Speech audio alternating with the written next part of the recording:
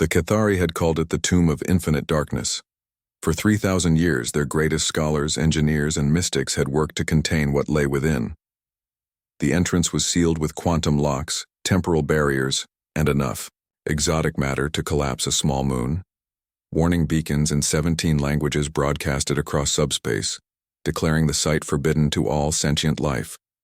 Commander Zixith of the Galactic Preservation Corps stood before the monument, his chitinous shell gleaming in the harsh light of Kepler 442b's binary suns. The massive obsidian structure rose from the planet's surface like a geometric cancer, its surface crawling with containment runes that hurt to look at directly. Status report. He clicked to his subordinate, Lieutenant Vashka.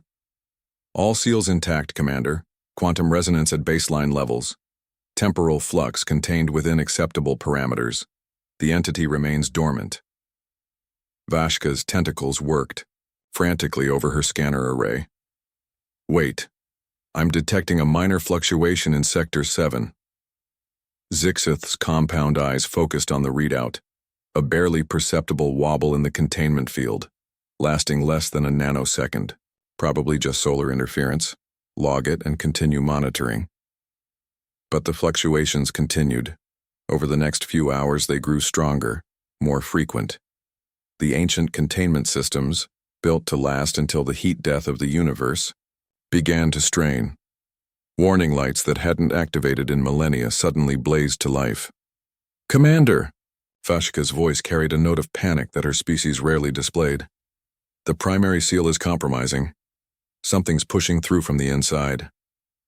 The ground began to tremble. Hairline cracks appeared in the obsidian surface, glowing, with eldritch energy that made reality itself seem to bend. The air crackled with power as dimensional barriers began to fail, one by one. Evacuate all personnel to minimum safe distance, Zixith commanded. Activate the emergency protocols. Contact the fleet immediately.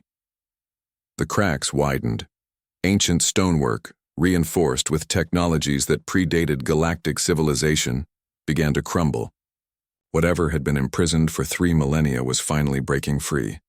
The tomb erupted in a pillar of light that reached into orbit. When the brightness faded, a massive hole gaped in the structure's side. Smoke and strange energies poured from the breach, and something moved within the shadows. Zixith and his team watched in horror as a figure emerged from the ancient prison. It was bipedal, roughly humanoid in shape, but that meant nothing. Many of the galaxy's most dangerous entities could assume pleasing forms. The legends spoke of the thing in the tomb as a reality warper, a being of such destructive potential that an entire civilization had sacrificed itself to contain it. The figure stepped fully into the light, brushing dust from its clothing. It was ordinary, medium height, pale skin, wearing some kind of primitive textile covering. Its hair was disheveled, and it looked around with what appeared to be mild confusion.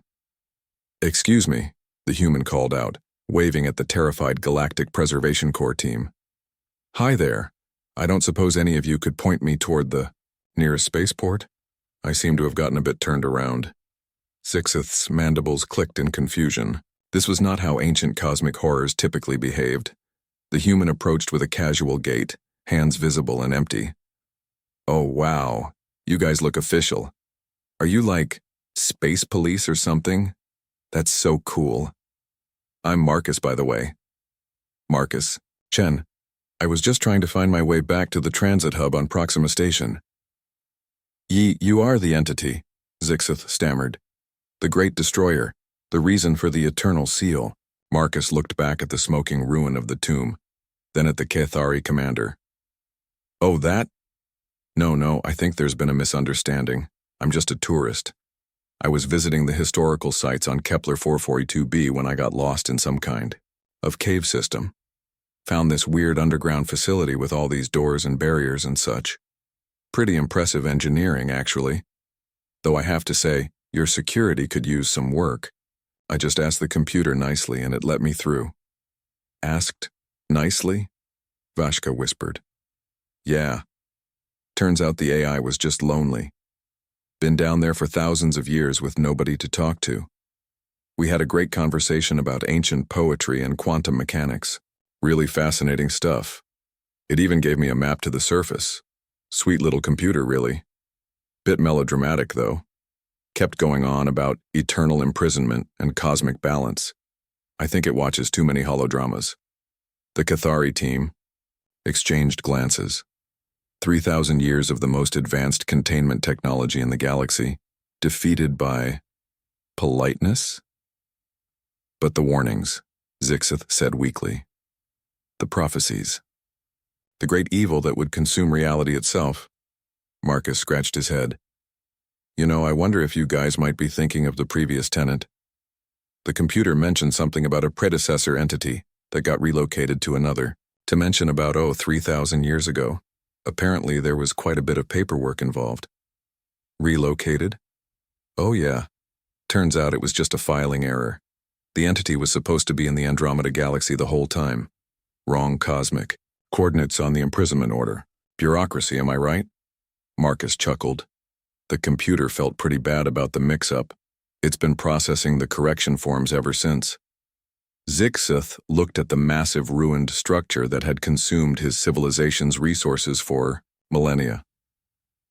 So the tomb was empty? For the last 3,000 years, yeah. Well, except for me for the past few hours, but that was just while I was waiting for the exit procedures to finish.